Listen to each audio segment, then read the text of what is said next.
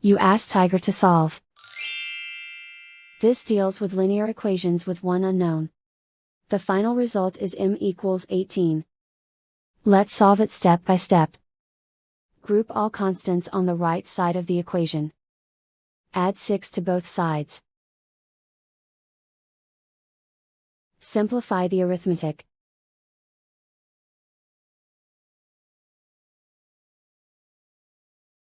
Isolate the m. Multiply both sides by 3. Group like terms. Multiply the coefficients. Simplify the fraction. Simplify the arithmetic. And so the final result is m equals 18.